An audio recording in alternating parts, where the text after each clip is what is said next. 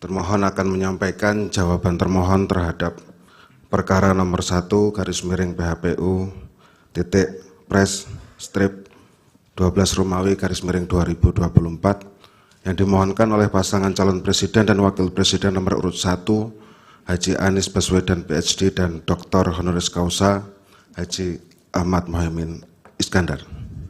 Haji Abdul Muhaimin Iskandar.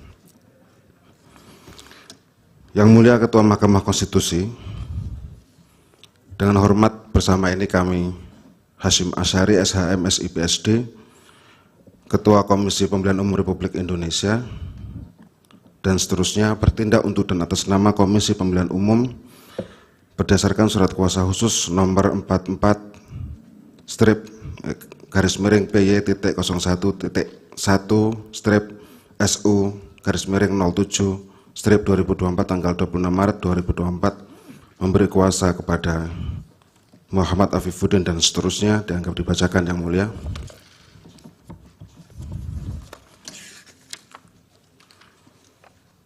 Semuanya adalah anggota Komisi Pemilihan Umum, advokat atau penasihat hukum pada kantor firma Haikon, serta pegawai pada Komisi Pemilihan Umum yang dalam perkara ini kesemuanya berkantor di Jalan Imam Bonjol nomor 29 Menteng, baik sendiri-sendiri maupun bersama-sama dalam komposisi apapun bertindak untuk dan atas nama pemberi kuasa.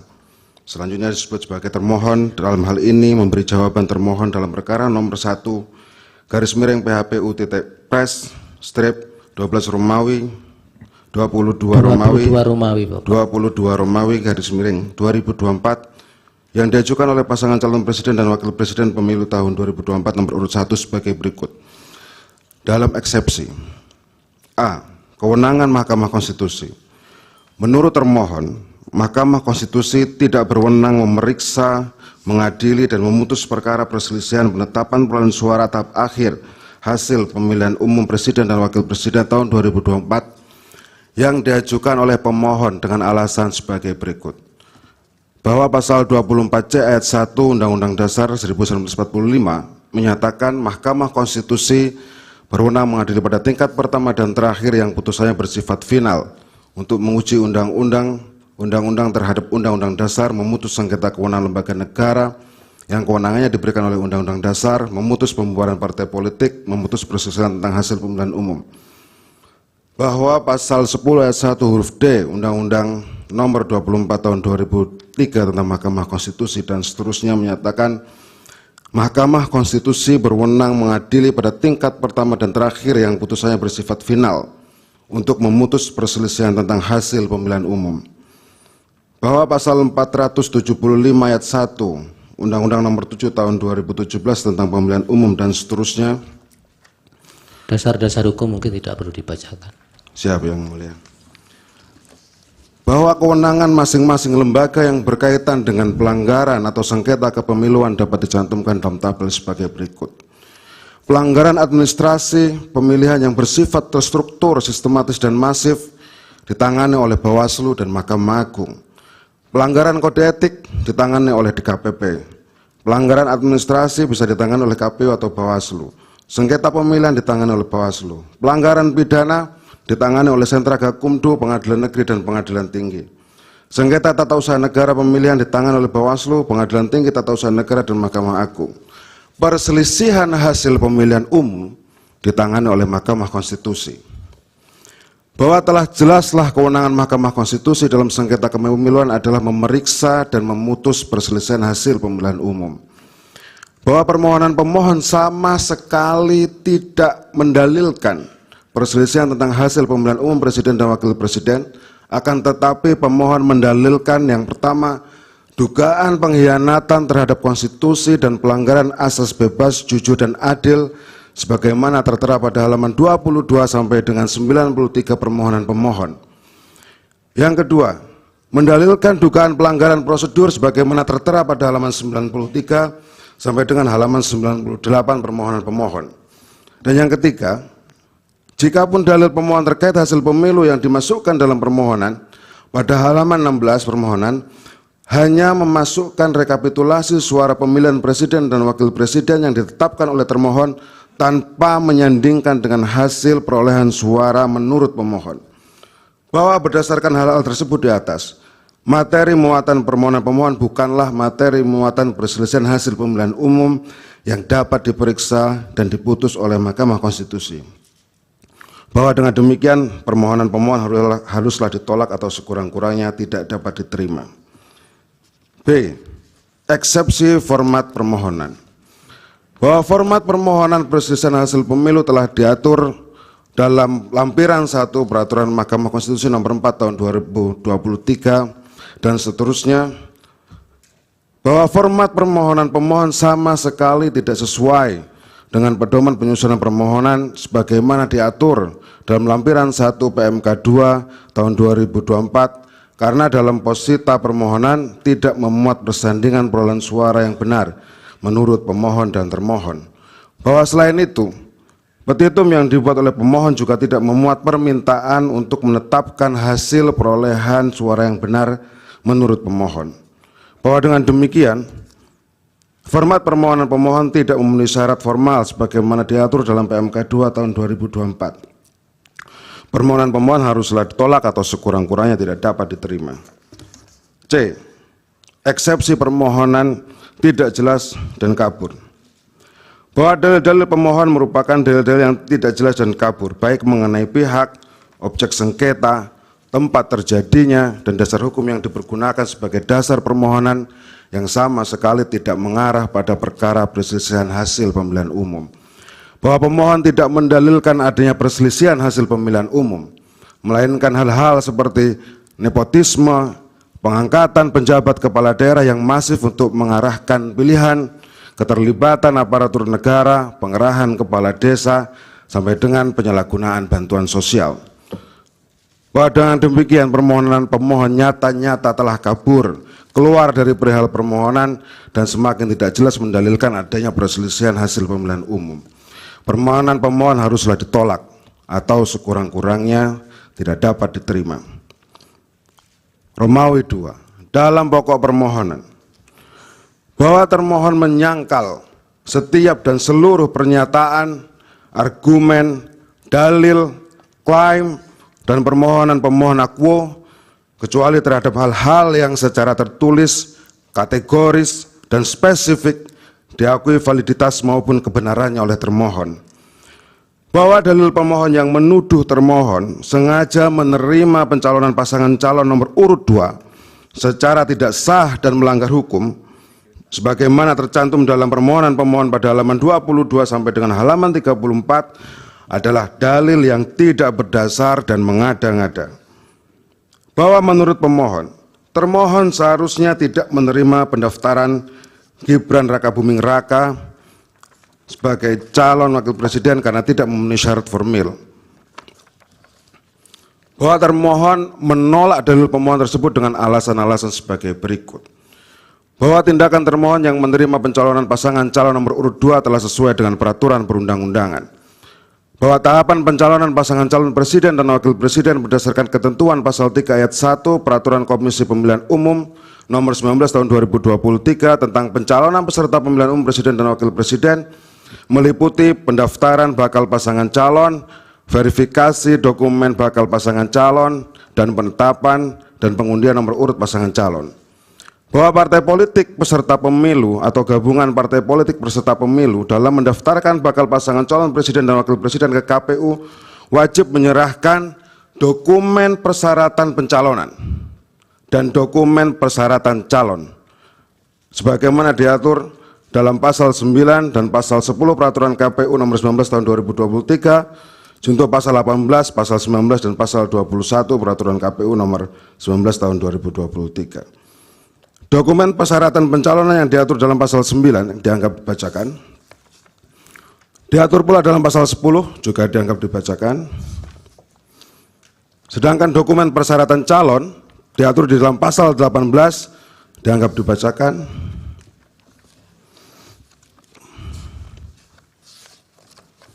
Diatur dalam pasal 19 dianggap dibacakan dan diatur dalam pasal 4 pasal 21 dianggap dibacakan.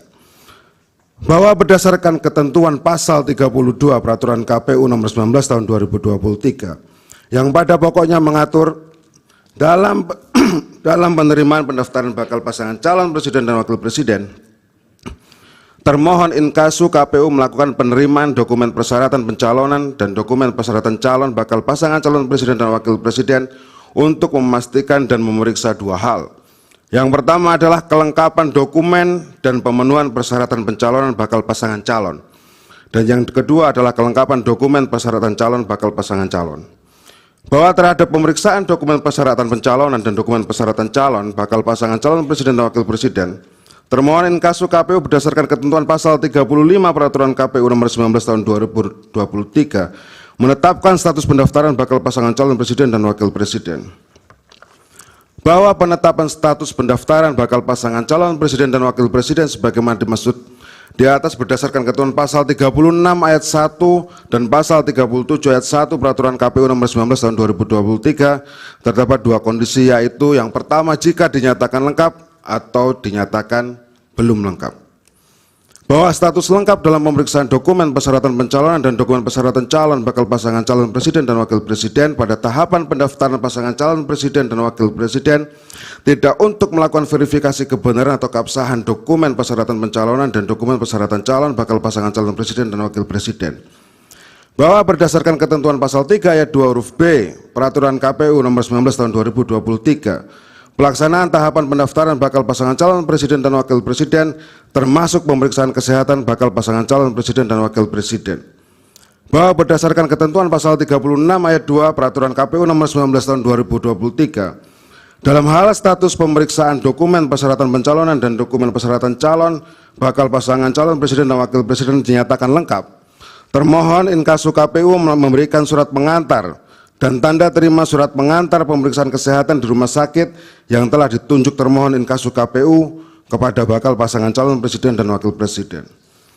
Bahwa berdasarkan ketentuan sebagaimana telah diuraikan di atas, termohon menyatakan lengkap status pemeriksaan dokumen pendaftaran pasangan calon presiden dan wakil presiden atas nama Prabowo Subianto dan Gibran Rakabuming Raka, dan selanjutnya menyampaikan rangkaian pemeriksaan kesehatan kepada pasangan calon presiden dan wakil presiden atas nama Prabowo Subianto dan Gibran Rakabuming Raka di RSPAD Gatot Subroto pada tahapan pendaftaran bakal pasangan calon presiden dan wakil presiden tanggal 25 Oktober 2023. Bahwa berdasarkan ketentuan pasal 3 ayat 3 Peraturan KPU nomor 19 tahun 2023, tahapan selanjutnya setelah tahapan pendaftaran bakal pasangan calon presiden dan wakil presiden adalah tahapan verifikasi dokumen persyaratan pencalonan dan dokumen persyaratan calon bakal pasangan calon presiden dan wakil presiden yang meliputi dua hal.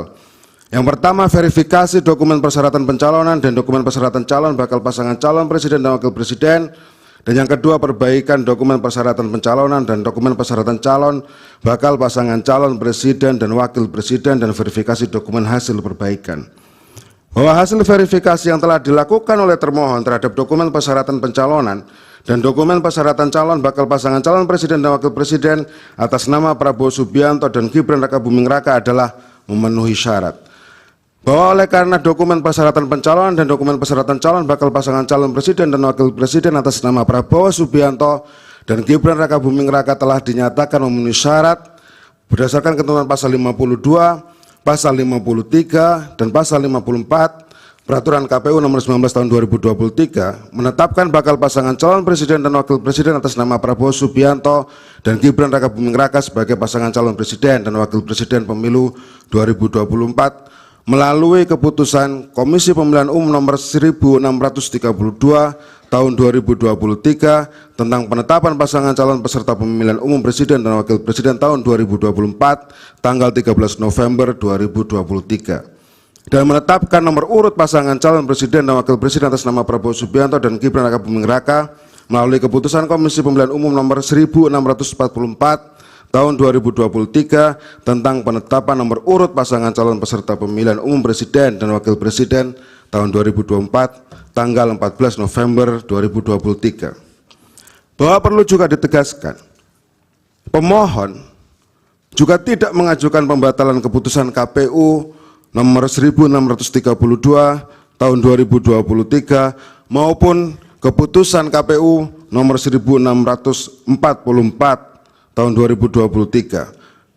Memang terdapat beberapa putusan berkenaan dengan pencalonan Gibran Rakabuming Raka.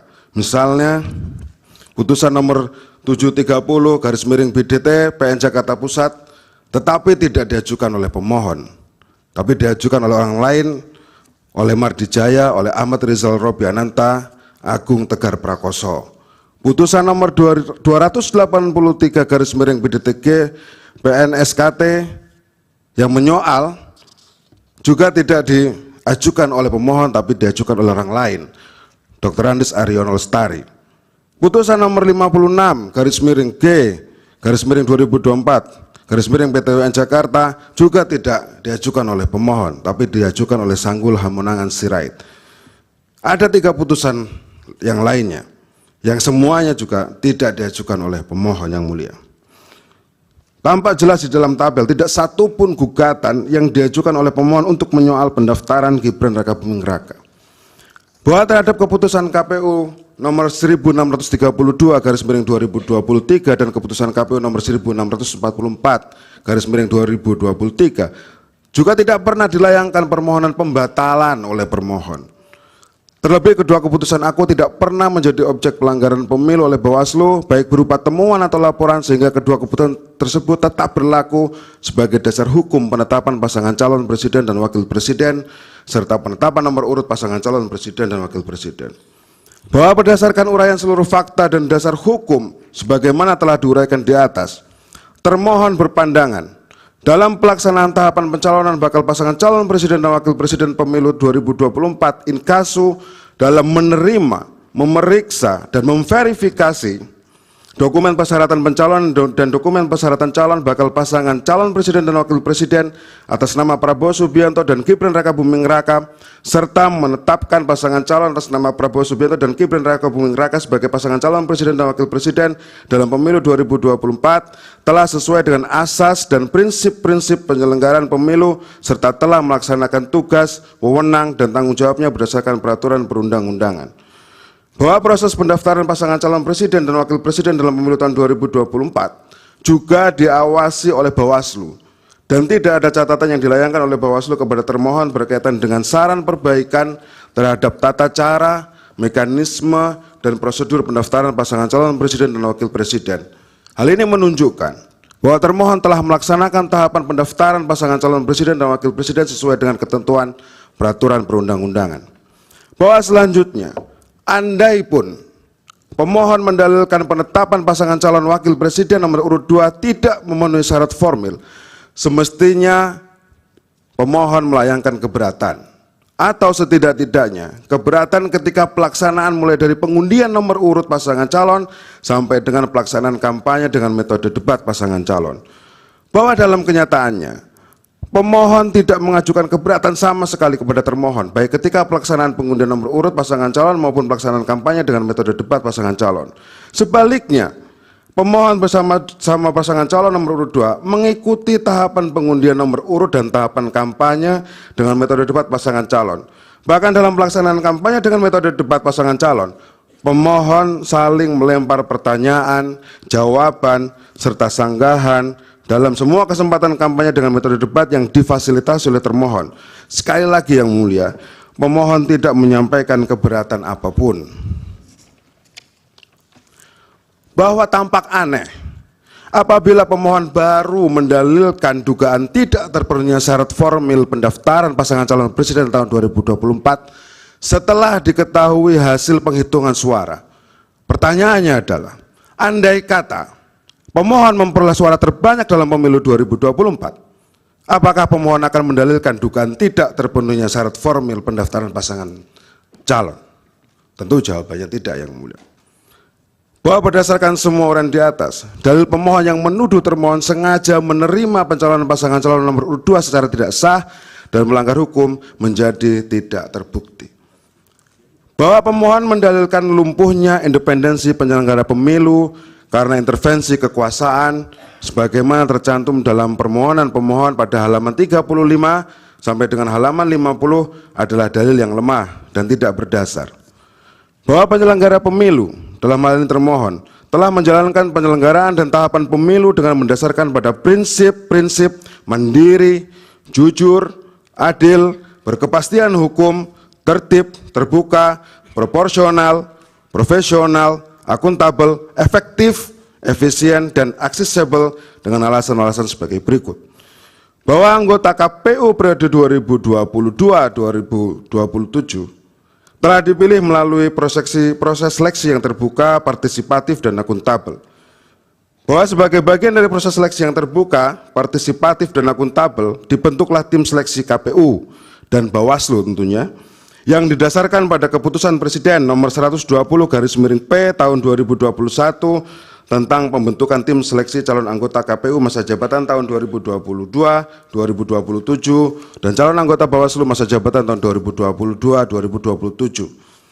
Bahwa Kepres 120/P tahun 2021 merupakan tindak lanjut dari perintah pasal 22 Undang-Undang Pemilu yang memerintahkan Presiden untuk membentuk tim seleksi dari berbagai unsur, yakni unsur pemerintah, akademisi, dan masyarakat. Bahwa setelah terbit Kepres 120/P tahun 2021 sampai terpilih anggota KPU masa jabatan 2022 sampai 2027 tidak ada gugatan hukum apapun terhadap Kepres 120/P tahun 2021. Hal ini menunjukkan bahwa Kepres Akuo telah sah berlaku. Bahwa meskipun terdapat kritik terhadap Kepres 120/P tahun 2021 yang dilayangkan oleh Koalisi Masyarakat Sipil Kawal Pemilu tahun 2024 yang terdiri dari beberapa lembaga misalnya IPC, Kode Inisiatif, KISP, Netfit Indonesia, Perludem, Puskapol UI, SPD, Pusako, FHUA, DIP Indonesia, ICW, dan Negrit pada tanggal 13 Oktober 2021, faktanya sebulan kemudian, pada November 2021, beberapa anggota dari Koalisi Masyarakat yang mengkritik Kepres Akuo ikut menjadi pembaca makalah atau reviewer pada seleksi calon anggota KPU dan calon anggota Bawaslu masa jabatan tahun 2022-2027. Di antaranya adalah Hadar Nafis Gumai, Titi Anggraini, dan Zairil Arifin Mohtar. Menjadi jelaslah bahwa tidak ada persoalan terhadap Kepres nomor 120/P tahun 2021. Bahwa pasal 22 ayat 2 Undang-Undang Pemilu menentukan tim seleksi membantu Presiden untuk menetapkan calon anggota KPU yang diajukan kepada DPR. Dalam hal ini DPR juga memegang peran penting dalam menentukan siapa calon terpilih untuk anggota KPU masa jabatan 2022-2027. Bahwa terdapat prinsip checks and balances antara Presiden dan DPR dalam seleksi calon anggota KPU. Kewenangan untuk menentukan siapa calon anggota KPU terpilih tidak hanya berada di tangan Presiden, melainkan juga di tangan DPR. Artinya, jika yang dipersoalkan adalah netralitas calon anggota KPU, maka hal itu telah dijamin oleh Presiden dan juga DPR melalui mekanisme saling mengawasi.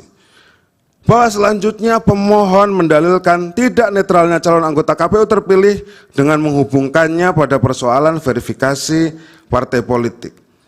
Penting termohon tegaskan, proses tahapan verifikasi partai politik telah diawasi oleh Bawaslu. Segala sengketa yang terjadi dalam proses pelaksanaan verifikasi partai politik telah diperiksa dan diputus oleh Bawaslu serta Pengadilan Tata Usaha Negara berdasarkan pasal 468, pasal 469, dan pasal 470 Undang-Undang Pemilu. Bahwa putusan Bawaslu dan Pengadilan Tata Usaha Negara terhadap verifikasi partai politik menunjukkan akuntabilitas pelaksanaan verifikasi partai politik dapat dipertanggungjawabkan dan ditindaklanjuti jika terdapat kesalahan teknis. Hal ini juga membantah tuduhan pemohon bahwa independensi penyelenggara pemilu telah lumpuh karena adanya intervensi kekuasaan. Bahwa selain itu, pemilu 2024 telah diikuti oleh partai politik hasil dari verifikasi partai politik.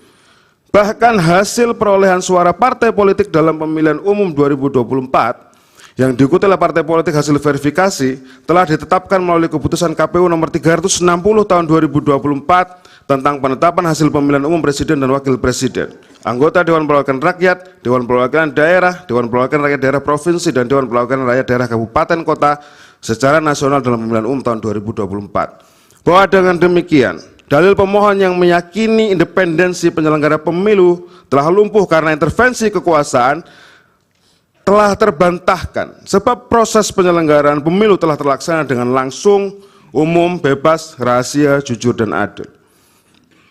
bahwa pemohon yang menuduh Bawaslu tidak berintegritas dalam penyelenggaraan pemilu tahun 2024 dan selebihnya yang mulia, sebagaimana tercantum dalam permohonan pemohon pada halaman 40 sampai dengan halaman 50, bukan menjadi tugas termohon untuk menjawabnya. Bahwa pemohon mendalilkan nepotisme pasangan calon nomor urut 2 menggunakan lembaga kepresidenan yang tercantum pada halaman 50 sampai dengan halaman 58 ditujukan oleh pemohon kepada pihak terkait. Dalam hal ini termohon tidak memiliki kewenangan untuk menanggapinya.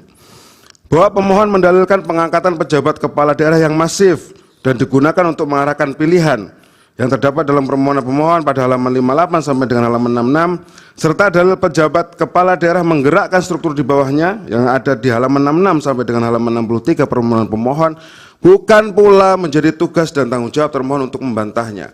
Pengangkatan pejabat kepala daerah masuk dalam ruang lingkup pemerintahan daerah. Bahwa pemohon menyatakan keterlibatan aparat negara yang tercantum dalam halaman 67 sampai dengan halaman 77 lagi-lagi tidak menjadi ruang lingkup termohon untuk menangkalnya. Bahwa pemohon menyampaikan pengerahan kepala desa yang tertera pada halaman 77 sampai dengan halaman 82 lagi-lagi juga bukan menjadi beban termohon untuk menyangkalnya. Bahwa pemohon menuliskan dalam permohonannya tentang adanya undangan Presiden Joko Widodo kepada Ketua Umum Partai Politik Koalisi di Istana yang tercantum dalam halaman 83 permohonan pemohon bukanlah menjadi kewenangan termohon untuk menyanggahnya.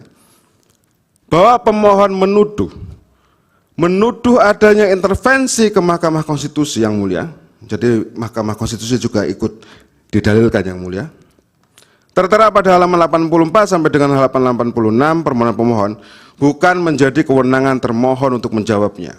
Namun demikian, hal ini menjadi tuduhan serius kepada Mahkamah Konstitusi dan menjadi ranah Mahkamah Konstitusi untuk menanggapi tuduhan pemohon tersebut. Bahwa pemohon mendalilkan penyalahgunaan bantuan sosial dengan melanggar Undang-Undang APBN dan dampaknya bagi perolehan suara pasangan calon nomor urut 2 yang dicantumkan di halaman 86 sampai dengan halaman 92 permohonan pemohon lagi-lagi tidak menjadi kewenangan termohon untuk membantahnya.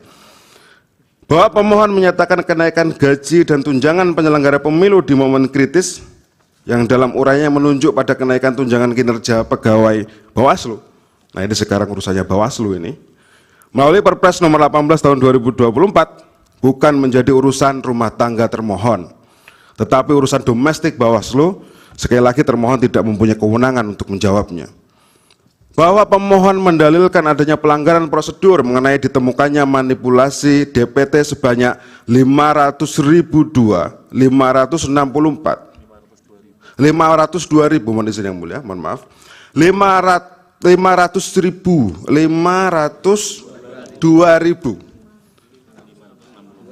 ya. Yang mana yang benar itu? 502.000 yang mulia. 564 pada bulan Juli 2023 di Jawa Tengah telah diperiksa dan diputus oleh Bawaslu Jawa Tengah melalui putusan nomor 001-BW/ADM-PP/14.00/2 tanggal 6 Maret 2024.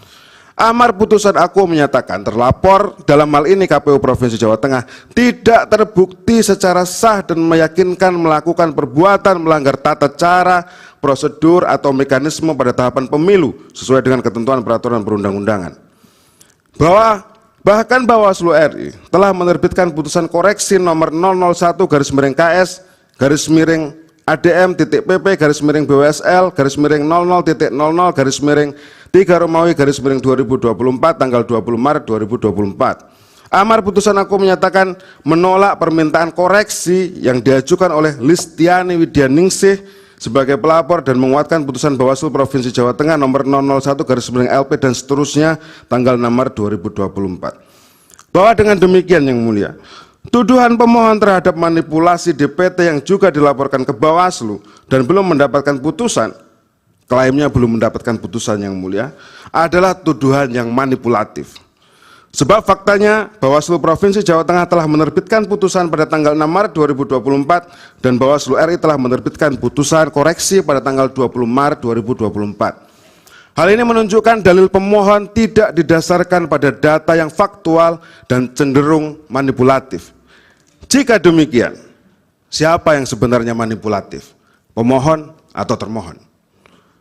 Bahwa pemohon mendalilkan adanya surat suara yang tercoblos pada pasangan calon nomor urut 2 ada di TPS 0101 Desa Lemah Dhuwur, Kecamatan Adiwerno, Kabupaten Tegal, Jawa Tengah. Faktanya KPPS telah memberikan surat suara pengganti dan menyatakan surat suara yang dianggap tercoblos sebagai surat suara rusak. Pada saat ini pihak-pihak yang menuduh adanya surat suara tercoblos telah diproses dan ditindak melalui penegakan tindak pidana pemilu. Kasusnya sudah viral yang mulia. Bahwa peristiwa dugaan surat suara tercoblos di TPS 18 Kecamatan Brebes, Jawa Tengah adalah dalil yang tidak jelas karena tidak menyebutkan di desa mana. Namun demikian, jika peristiwa yang dimaksud oleh pemohon tersebut terjadi di TPS 18 Desa Pasar Batang, Kecamatan Brebes, Jawa Tengah, maka telah dilayani dan surat suara yang diduga tercoblos telah dianggap sebagai surat suara yang rusak. Bahwa dalil pemohon yang menyebutkan terdapat 23.000 surat suara yang dikirim via pos sudah tercoblos di Kuala Lumpur, Malaysia, dan 82.000 alamat yang tidak jelas untuk pengiriman surat suara, faktanya telah dilakukan pemungutan suara ulang untuk semua jenis metode pemilihan, baik metode pos, kotak suara keliling, maupun metode tempat pemungutan suara luar negeri pada tanggal 10 Maret 2024. Bahwa pemohon menyebutkan adanya penyelundupan 2 surat suara yang tercoblos pada foto pasangan calon nomor urut 2 tanpa identitas dan tanda tangan Ketua KPPS ke dalam kotak suara di TPS 41 Sidomulyo, Marpoyan Damai, Kota Pekanbaru, Provinsi Riau. Pada faktanya 2 surat suara tersebut tidak dimasukkan dan tidak menjadi bagian dari hasil suara sah untuk salah satu pasangan calon.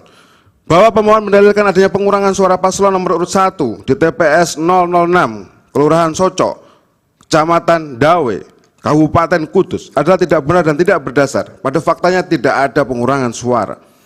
Bahwa faktanya perolehan suara paslon nomor urut 1 di TPS 006 Kelurahan Soco, Kecamatan Dawe, Kabupaten Kudus memang 9 suara.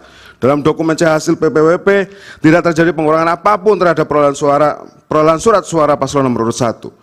Bahwa pemohon mendalilkan adanya pengurangan suara paslon nomor urut 1 di TPS 001 Kelurahan Kalirejo, Kecamatan Kebumen, Kabupaten Kebumen adalah tidak berdasar dan tidak benar. Tidak ada suara paslon nomor urut 1 yang hilang. Bahwa kenyataannya perolehan suara paslon nomor urut 1 di TPS 001 Kelurahan Kalirejo, Kecamatan Kebumen, Kabupaten Kebumen memang hanya 38 surat suara dalam dokumen C hasil PPWP. Artinya tidak terjadi pengurangan suara sedikit pun terhadap perolehan suara paslon nomor urut 1. Bahwa dalil pemohon yang menyatakan terjadi politik uang terhadap PPS yang dilakukan oleh perangkat desa di TPS 029 Desa Karanggintung, Kecamatan Gandrung Mangu, Kabupaten Cilacap, Jawa Tengah adalah tidak benar dan tidak berdasar. Bahwa pernyataan pemohon mengenai Gus Miftah memberikan uang kepada santri dan anak yatim pada Kamis 28 Desember 2023 di Pamekasan, Madura, dalil tersebut bukan merupakan ranah termohon untuk menjawab dan menanggapi karena kewenangan untuk hal tersebut ada pada Bawaslu. Bahwa pemohon menyatakan adanya coblos lebih dari 1 kali berdasarkan siaran pers Bawaslu pada tanggal 15 Februari 2024 tanpa menyebutkan lokus atau lokasi sehingga dalil ini menjadi kabur. Tidak jelas berada di mana TPS yang disebutkan oleh pemohon. Bahwa pemohon mendalilkan terdapat pemilih mencoblos 2 kali di TPS 6 dan TPS 7 Kelurahan Kemanisan, Kecamatan Curug, Kota Serang, Provinsi Banten. Terhadap permasalahan yang dilalaikan pemohon tersebut telah selesai dan telah dilakukan pemungutan suara ulang di TPS 7 berdasarkan rekomendasi Bawaslu nomor 067-K.00.bt.02-K.bt.06-2-2024 pada hari Sabtu tanggal 24 Februari 2024. Bahwa terdapat TPS janggal di sejumlah TPS di Kelurahan Purwatani, pemohon juga mendalilkan ada TPS janggal di Kecamatan Kalasan, Kabupaten Sleman, Daerah Istimewa Yogyakarta adalah tidak benar dan tidak berdasar. Sebab dalam kenyataannya, nomor TPS yang didalilkan oleh pemohon, yakni nomor TPS-nya 901, TPS 902, TPS 903, TPS 904, dan TPS 905 menunjuk pada TPS lokasi khusus. Bahwa pemohon mendalilkan terdapat anak-anak yang melakukan pencoblosan di TPS Kelurahan Kemanisan, Kecamatan Curug, Kota Serang, Provinsi Banten, pada faktanya tidak terjadi apa-apa yang mulia. Bahwa dalil pemohon yang mendalilkan adanya kecurangan yang dilakukan termohon melalui sistem IT dan Sirekap adalah tidak benar. Peraturan KPU nomor 5 tahun 2024 tentang rekapitulasi hasil penghitungan perolehan suara dan penetapan hasil pemilihan umum serta keputusan KPU nomor 66 tahun 2024 tentang pedoman teknis pelaksanaan pemungutan dan penghitungan suara dalam pemilihan umum menjelaskan bahwa Sirekap adalah perangkat aplikasi berbasis teknologi informasi sebagai sarana publikasi hasil penghitungan suara dan proses rekapitulasi hasil penghitungan suara serta alat bantu dalam pelaksanaan hasil penghitungan suara pemilihan umum. Bahwa Sirekap menjadi alat bantu untuk meningkatkan transparansi dan akuntabilitas penyelenggaraan pemilihan umum. Dalam proses yang terbuka ini, masyarakat dapat melakukan cek dan memberikan koreksi terhadap data yang ditulis oleh KPPS pada formulir C hasil. Sebagai bentuk transparansi, KPU Inkasu termohon telah membuka akses kepada seluruh masyarakat Indonesia baik di dalam maupun di luar negeri untuk dapat melihat hasil perolehan suara berdasarkan formulir C hasil dan hasil konversi data oleh Sirekap melalui portal pemilu 2024.kpu.go.id. Selain konteks transparansi dan akuntabilitas, Sirekap juga merupakan upaya yang dilakukan oleh termohon guna meningkatkan partisipasi masyarakat. Hal tersebut sebagaimana termohon sampaikan dalam rilis KPU perkembangan penghitungan perolehan suara pemilu tahun 2024 melalui Sirekap tertanggal 19 Februari 2024. Bahwa pada proses pemilu 2019 lalu melalui sistem yang dimiliki oleh termohon yaitu situng yang secara garis besar mekanisme dan fungsinya sama dengan Sirekap, Mahkamah Konstitusi dalam pertimbangan hukum putusan nomor 01/PHPU/Pres/17 Romawi /2019 pada halaman 1871 yang pada pokoknya menyatakan Mahkamah berpendirian bahwa data yang bersumber pada laman web situng bukanlah data yang dapat digunakan menilai keabsahan perolehan suara yang tidak dapat dipisahkan dengan keberadaan TPS bagaimana tertuang dalam pertimbangan paragraf 3.57.1 putusan ini. Bahwa pendeknya Sirekap hanyalah sarana publikasi dan alat bantu penghitungan suara pemilu. Sekali lagi, hanya alat bantu dan bukan merupakan dasar dalam menetapkan hasil pemilihan umum oleh termohon. Bahwa keabsahan atau penetapan hasil pemilihan umum oleh termohon basisnya tetap penghitungan suara yang dilakukan secara berjenjang mulai dari TPS, kecamatan, kabupaten, kota, provinsi, dan pusat atau nasional yang semua prosesnya telah diatur dalam pasal 382 sampai dengan pasal 409 Undang-Undang Pemilu. Bahwa dengan demikian, dalil pemohon yang menyatakan adanya kecurangan termohon yang dilakukan melalui sistem IT dan Sirekap tidak terbukti. Petitum yang mulia, berdasarkan seluruh uraian sebagaimana tersebut di atas, termohon memohon kepada Mahkamah Konstitusi untuk menjatuhkan putusan sebagai berikut. Dalam eksepsi, menerima eksepsi termohon untuk seluruhnya. Menyatakan permohonan pemohon tidak dapat diterima.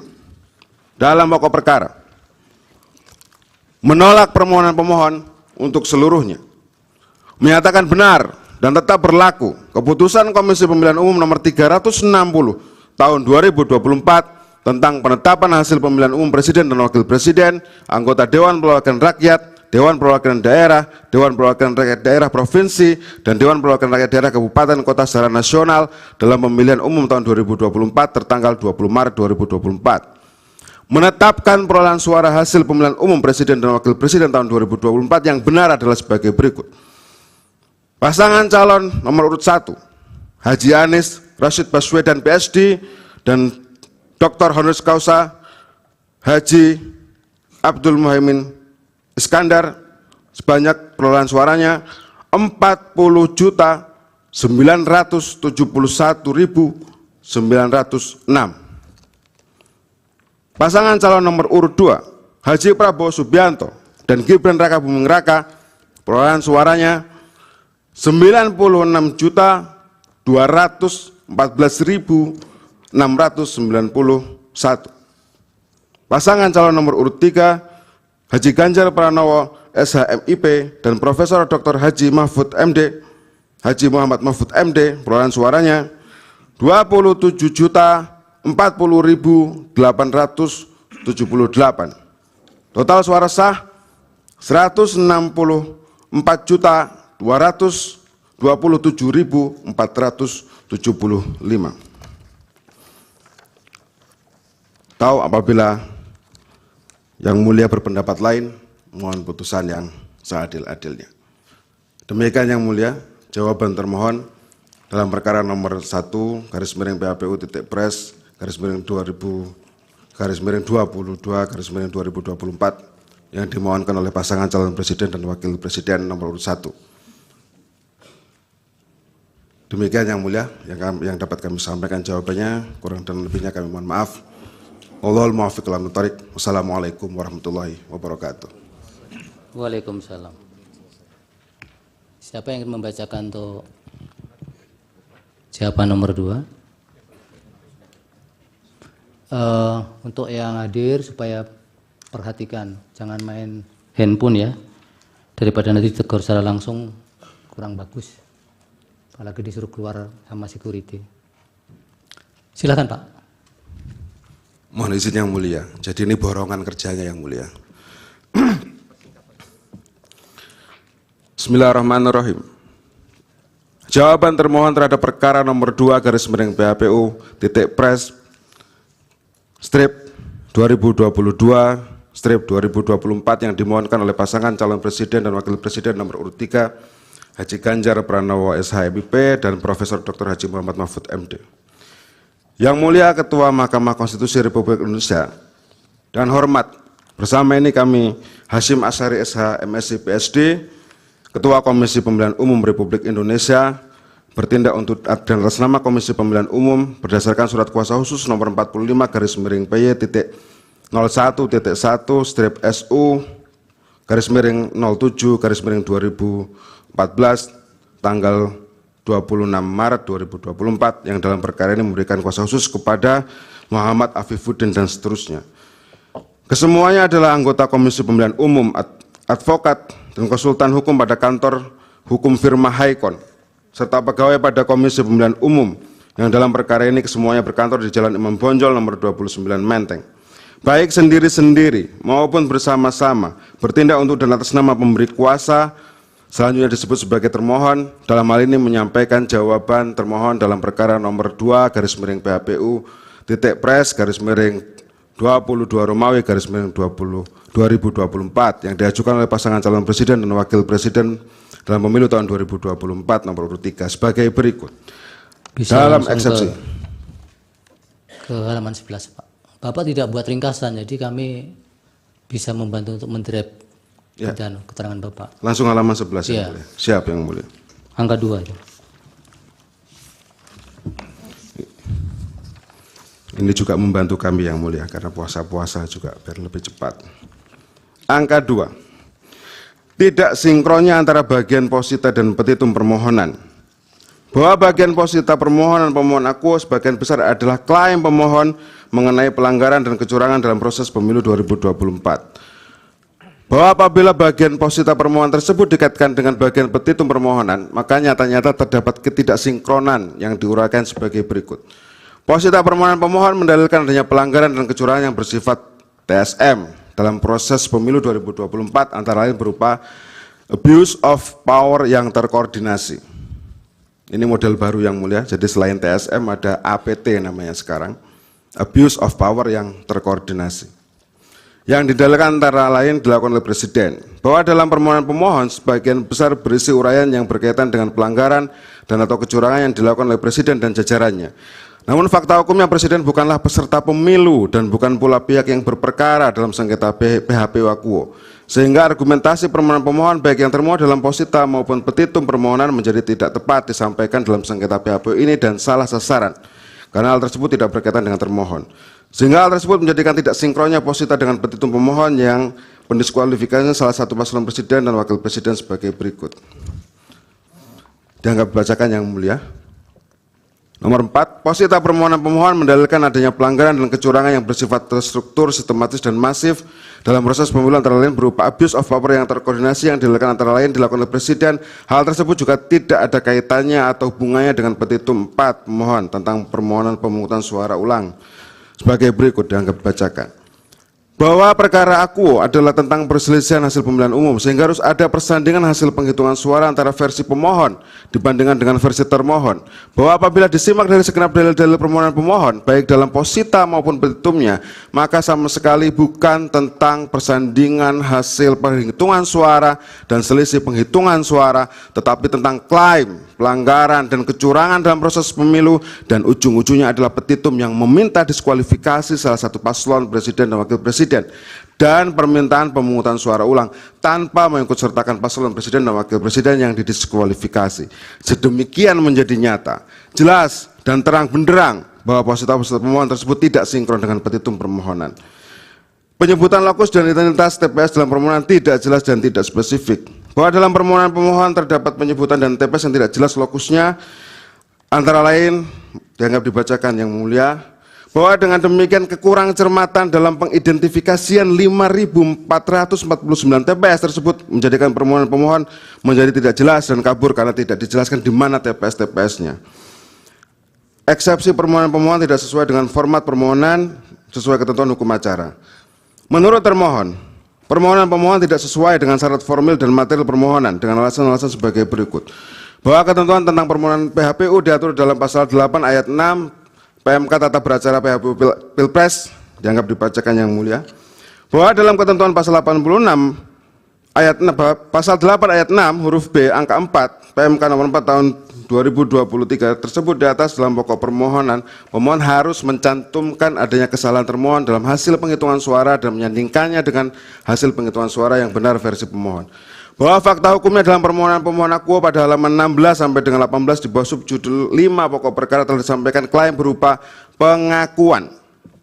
Jadi pemohon mengakui yang mulia tentang adanya kesalahan termohon dalam hasil penghitungan suara hasil pemilihan umum presiden dan wakil presiden 2024 dalam tabel 1, tabel 2, tabel 3. Bahwa data yang disajikan pemohon pada tabel 1 tersebut ternyata setelah dipersandingkan penghitungan suara hasil pemilihan umum presiden dan wakil presiden 2024 untuk pasangan calon presiden dan wakil presiden nomor urut 3 antara penghitungan versi termohon dengan pemohon, maka hasilnya tidak ada perbedaan. Jadi sebenarnya tidak perlu disengketakan karena tidak ada perbedaan. Tidak ada perbedaan jumlah atau dengan kata lain tidak ada selisih hasil penghitungan suara pemilihan umum presiden dan wakil presiden 2024 untuk pasangan calon presiden dan wakil presiden nomor urut 3 baik di 38 provinsi tambah luar negeri. Bahwa data yang disajikan pemohon pada tabel 2 yang berisi data penghitungan suara hasil pemilihan umum presiden dan wakil presiden 2024 untuk pasangan calon presiden dan wakil presiden nomor urut 1 baik di 38 provinsi ditambah luar negeri, maka setelah dipersandingkan antara perhitungan versi termohon dengan pemohon hasilnya juga tidak ada perbedaan jumlah atau dengan kata lain tidak ada selisih perhitungan suara hasil pemilihan umum presiden dan wakil presiden 2024 untuk pasangan calon presiden dan wakil presiden nomor urut 1.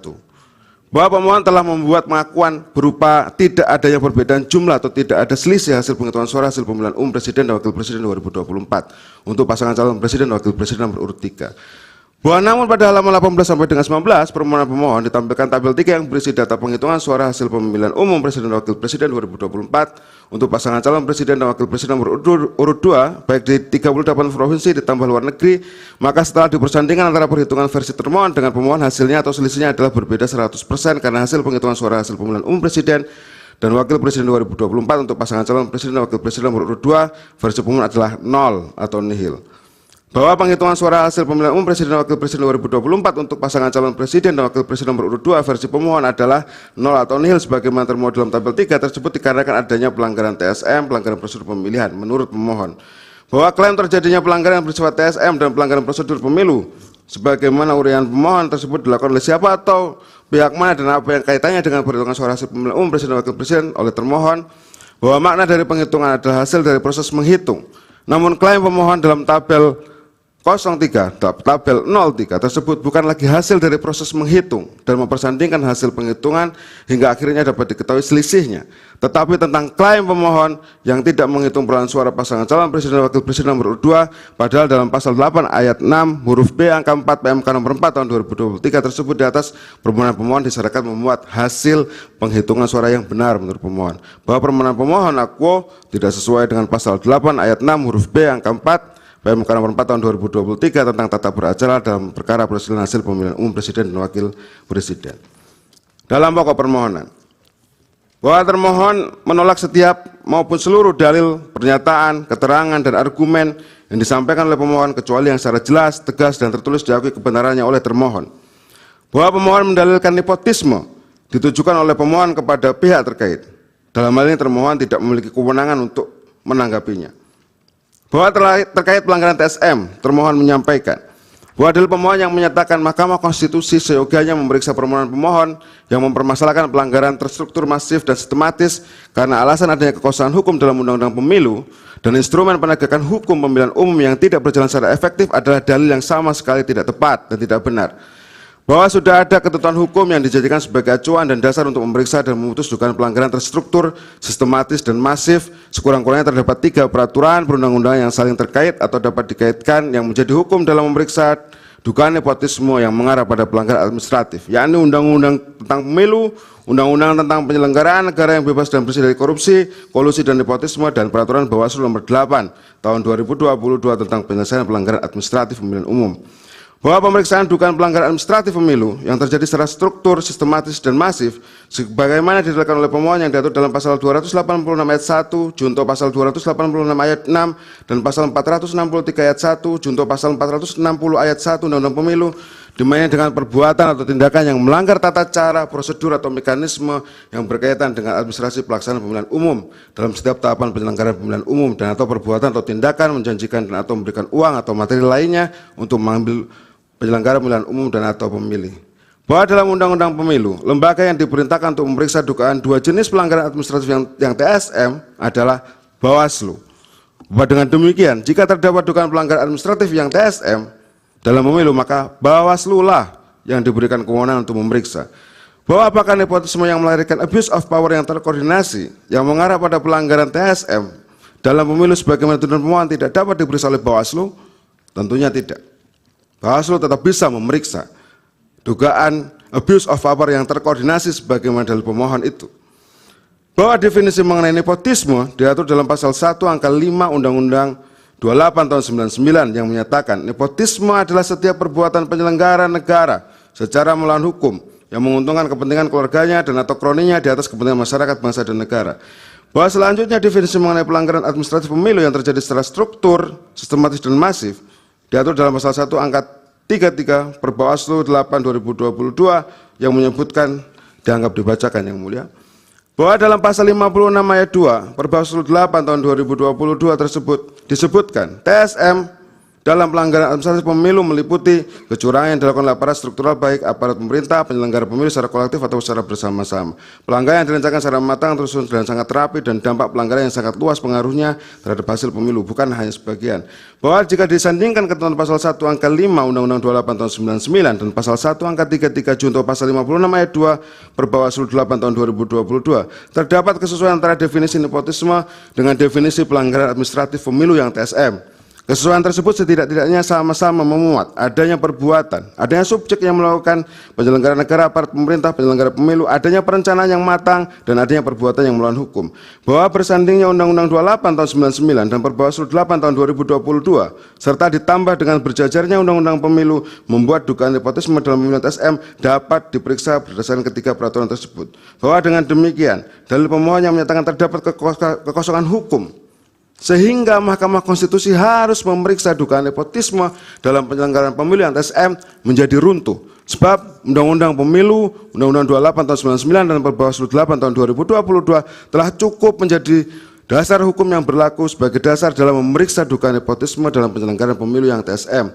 Bahwa kemudian Undang-Undang Pemilu dan Perbawaslu telah pula mengatur lembaga yang berwenang memeriksa pelanggaran administratif pemilu TSM yang di dalamnya sebagaimana diinginkan oleh pemohon masuk klausul nepotisme adalah Bawaslu, bukan Mahkamah Konstitusi.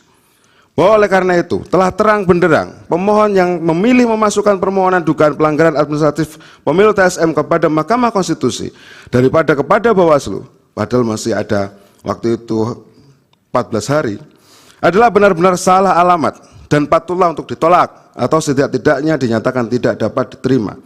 Bahwa dalil pemohon yang menyebut instrumen penegakan hukum yang saat ini tidak efektif dengan turunannya menuduh termohon tidak independen atau berpihak kepada salah satu pasangan calon dalam melaksanakan Pilpres 2024, juga tuduhan terhadap DKPP yang melindungi termohon dengan tidak mengindahkan putusannya dan Bawaslu yang tidak efektif dalam menyelesaikan pelanggaran adalah dalil yang emosional, tendensius, dan cenderung tidak rasional.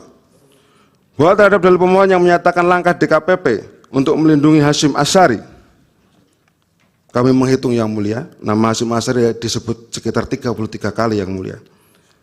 Luar biasa sekali. Selaku Ketua KPU, menurut termohon hal itu tidak benar. Faktanya, jika diperbandingkan dengan KPU periode sebelumnya, pelanggaran terhadap Ketua KPU lebih banyak pada periode yang lalu.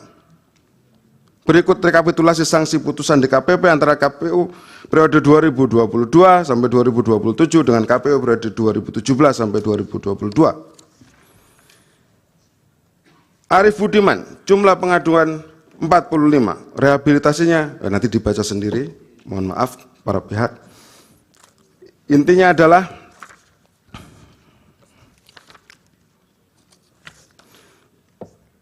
meskipun disebut bolak-balik Ketua KPU Hasyim Asyari, pemilu tetap terlaksana dan akuntabilitas integritas penyelenggaraan pemilu tetap terjaga. Hebat sekali berarti Hasyim ini. Kami lanjutkan yang mulia. Yang tertulis Pak, jangan ditambah-tambah begitu. Itu siap yang mulia. Siap sudah, yang mulia. tidak usah. Ya. Jadi yang ada yang tertulis saja. Siap yang mulia. Kami lanjutkan, mohon izin yang mulia. Bahwa pemohon mendalilkan termohon dianggap menunjukkan keberpihakannya terhadap salah satu pasangan calon presiden dan wakil presiden berdasarkan dua alasan. Termohon dianggap langsung menerapkan putusan MK nomor 90 garis miring PUU strip 21 Romawi garis miring 2023 secara leksikal. Dan termohon dianggap langsung menerapkan putusan MKRI nomor 90 dan seterusnya tahun 2023 tanpa mengubah PKPU nomor 19 tahun 2023. Bahwa terhadap dalil tersebut, termohon memberikan jawaban sebagai berikut. Bahwa pada dasarnya tidak ada tindakan, perbuatan maupun produk hukum yang termohon terbitkan yang hanya ditujukan untuk kepentingan salah satu pasangan calon. Karena setiap tindakan, perbuatan maupun produk hukum yang termohon terbitkan itu berlaku dan mengikat secara umum bagi setiap warga negara Indonesia, termasuk kepada setiap pasangan calon presiden dan wakil presiden. Bahwa termohon telah menerbitkan peraturan KPU nomor 19 tahun 2023 dan seterusnya, sebagaimana diubah dengan peraturan KPU nomor 23 dan seterusnya. PKPU pencalonan tersebut berlaku untuk semua pasangan calon. Bahwa berdasarkan ketentuan pasal 169 huruf Q Undang-Undang Pemilu junto pasal 13 ayat 1 huruf Q Peraturan KPU nomor 19 tahun 2023 pada pokoknya mengatur berkaitan dengan batas minimum usia bakal calon presiden dan wakil presiden. Bahwa ketentuan pasal 169 huruf Q Undang-Undang Pemilu diajukan judicial review kepada Mahkamah Konstitusi di mana Mahkamah Konstitusi melalui putusan Mahkamah Konstitusi nomor 90 dan seterusnya tanggal 16 Oktober dalam pokok amar putusannya memutuskan hal sebagai berikut dianggap dibacakan yang mulia. Bahwa Mahkamah Konstitusi dalam pertimbangan hukum putusan 90 tahun 2023 pada halaman 56 menyatakan lebih lanjut ketentuan pasal 169 huruf Q Undang-Undang nomor 7 tahun 2017 sebagaimana dimaksud dalam putusan akuo berlaku mulai pada pemilihan umum presiden dan wakil presiden tahun 2024 dan seterusnya. Bahwa berdasarkan uraian di atas, maka ketentuan norma mengenai batas minimum usia bakal calon presiden dan wakil presiden pada pemilu tahun 2024 dan seterusnya adalah berusia paling rendah 40 tahun atau pernah sedang menduduki jabatan yang dipilih melalui pemilihan umum termasuk pemilihan kepala daerah. Bahwa tindakan termohon menerbitkan surat nomor 1145 garis miring PL.01.4 strip SD garis miring 05 garis miring 2023 dan keputusan Komisi Pemilihan Umum nomor 1378 tahun 2023 tentang pedoman teknis pendaftaran verifikasi dan penetapan pasangan calon presiden dan wakil presiden dalam pemilihan umum tahun 2024 adalah dalam rangka untuk menindaklanjuti putusan Mahkamah Konstitusi nomor 90 dan seterusnya yang telah dibacakan pada tanggal 16 Oktober 2023.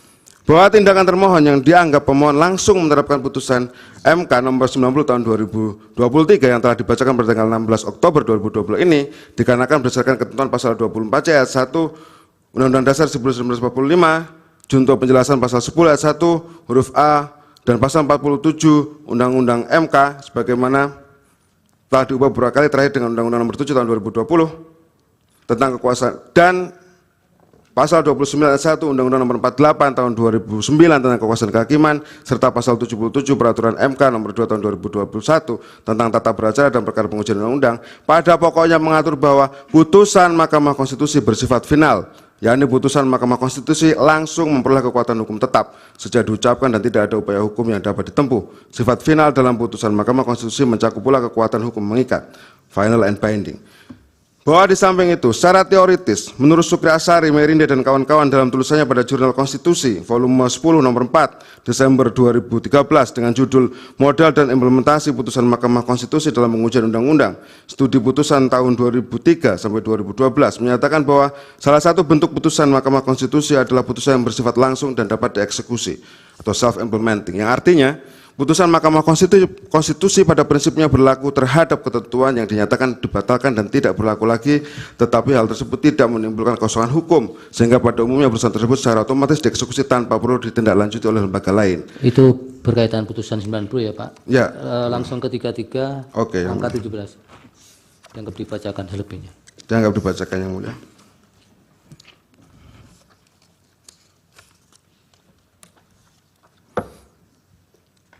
Halaman 33.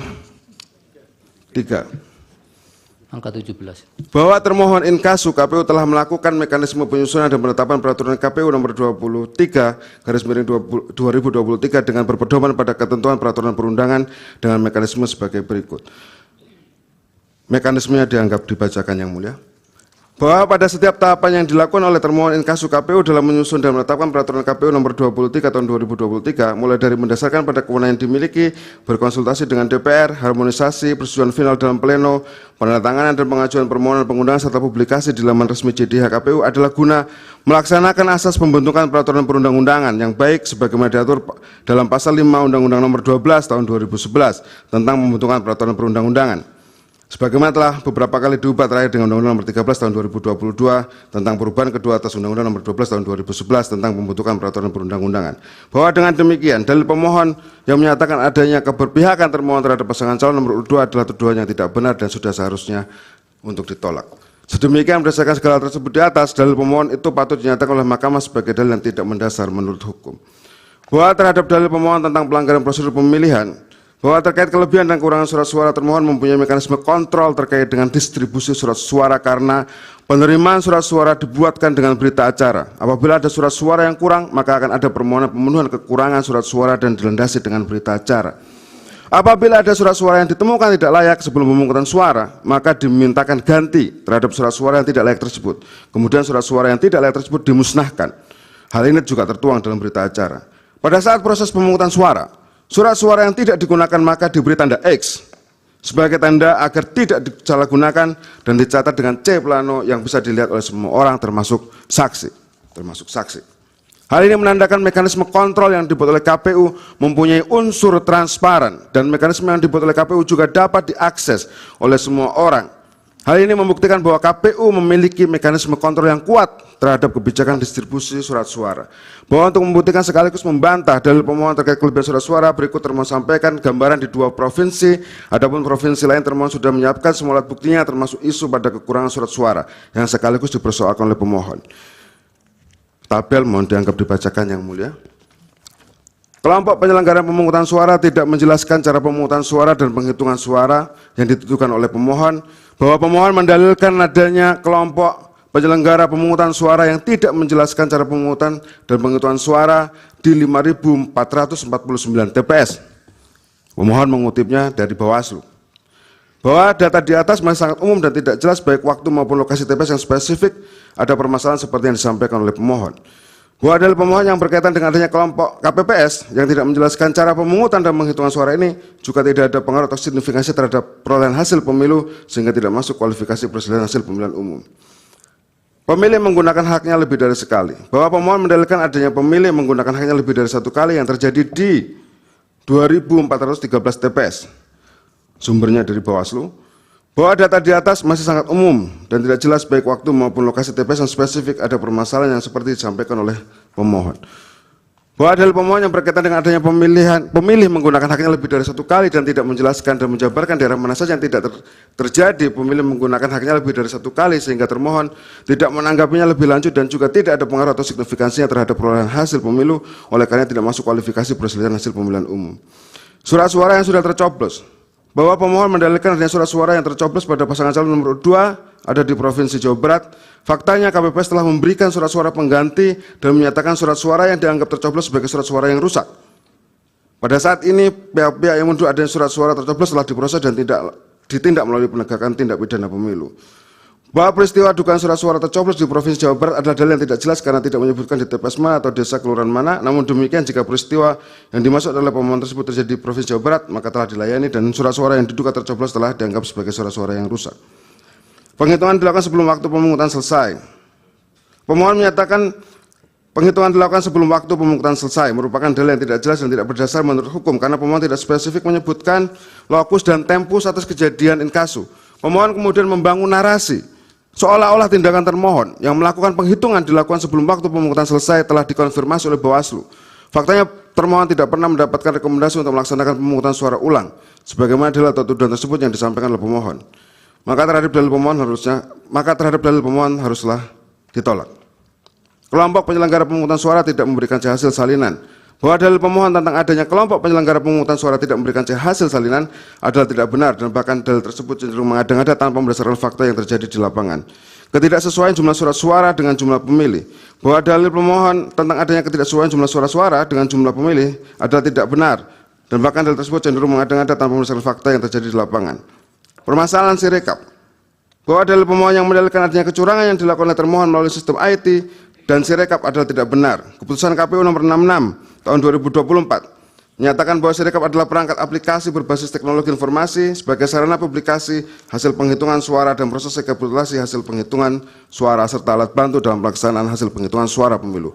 Pendeknya adalah Sirekap hanyalah sarana publikasi dan alat bantu penghitungan suara pemilu. Sekali lagi hanya alat bantu dan bukan merupakan dasar dalam menetapkan hasil pemilihan umum oleh termohon. Penetapan hasil pemilihan umum oleh termohon basisnya adalah tetap penghitungan suara yang dilakukan mulai dari TPS, kecamatan, kabupaten, kota, provinsi, dan pusat. Yang semuanya prosesnya telah diatur dalam pasal 382 sampai dengan 409 Undang-Undang Pemilu. Bahwa selanjutnya termohon menolak segenap dalil, pernyataan, dan argumentasi pemohon yang terbuat dalam permohonan aku untuk selain dan selebihnya. Petitum yang mulia, berdasarkan segala hal di atas, termohon dengan ini menyampaikan permohonan kepada Mahkamah Konstitusi untuk menjatuhkan putusan dengan nomor sebagai berikut. Dalam eksepsi, menerima dan mengabulkan eksepsi termohon untuk seluruhnya, menyatakan permohonan pemohon tidak dapat diterima. Dalam pokok perkara, menolak permohonan pemohon untuk seluruhnya, menyatakan benar dan telah berlaku keputusan Komisi Pemilihan Umum nomor 360 tahun 2024 tentang penetapan pemilihan umum presiden dan wakil presiden, anggota Dewan Perwakilan Rakyat, Dewan Perwakilan Daerah, Dewan Perwakilan Rakyat Daerah Provinsi, dan Dewan Perwakilan Rakyat Daerah Kabupaten Kota secara nasional dalam pemilihan umum 2024 tanggal 20 Maret 2024. Menetapkan perolehan suara hasil pemilihan umum presiden dan wakil presiden tahun 2024 yang benar adalah sebagai berikut. Nomor urut 1. Haji Anies Rashid Baswedan, PSD, dan Dr. Haji Abdul Muhaimin Iskandar. Perolehan suaranya 40.971.906. Nomor urut 2. Haji Prabowo Subianto dan Gibran Rakabuming Raka. Perolehan suaranya 96.214.691. Nomor urut 3. Haji Ganjar Pranowo dan Profesor Dr. Haji Mahfud MD. Perolehan suaranya 27.040.878. Total suara sah 164.227.447 atau 475. Atau apabila Mahkamah Konstitusi berpendapat lain, mohon putusan yang seadil-adilnya. Terima kasih yang mulia.